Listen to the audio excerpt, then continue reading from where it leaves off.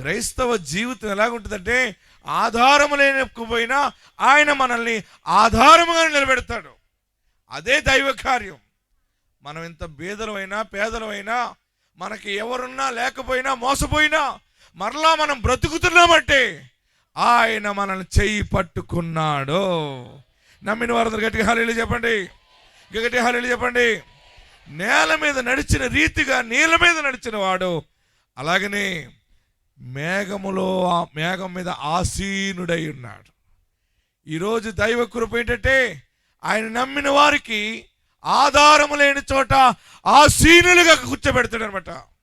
అది దేవుని కృప. ఏంటది? గట్టిగా చెప్పాలి, అందరూ చెప్పాలి. నీ బిడ్డల్ని, నీ కుటుంబాన్ని ఎవరు ఊహించలేక స్థితిలో దేవుడు ఆశ్చర్యకరముగా ఎత్తైన స్థితిలో నిలబెడతాడు, కూర్చుండబెడతాడు, పరిపాలకులుగా చేస్తాడు, పాలించువారిగా చేస్తాడు.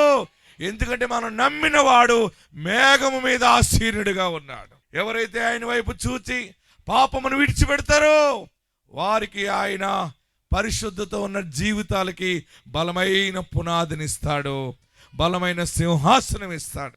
నీతి మనల్ని ఏం చేస్తుంటే ఆధారము లేని ఎత్తైన స్థలములో మన బిడ్డల్ని మనల్ని నిలబెడుతుంది.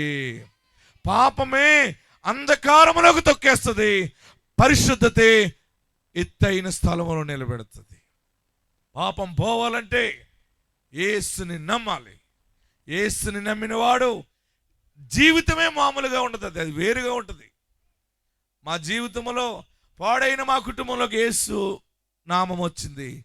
ఆ యేసు నామం ఈరోజు ప్రపంచంలోనే పెద్ద మేఘం మీద తీసుకెళ్తా ఉన్నాడు. ఆయన గట్టిగా చప్పట్లు కొట్టి ప్రభువుని స్తుతించాలి. చాలామంది మేఘం మీద నుంచి గెంటేద్దామని చూశారు, చాలామంది కిందకి లాగేద్దామని చూస్తున్నారు. నా దగ్గర మనకు కొంతమంది వచ్చారు, అక్కడ ఎలా జరిగింది, ఇక్కడ ఎలా జరిగింది కదా. ఏంటంటే నేను అన్నాను, ఎవరైనా మనుషులు నిలబెడితే మనుషులు కూలగొడతారా ఏంటి? మనుషులు నిలబెడితే మనుషులు కూల్చేస్తారు. దేవుడు నిలబెట్టినప్పుడు మానవుడు కూల్చలేడు. హల్లెలూయా చెప్పండి, గట్టిగా హల్లెలూయా చెప్పండి.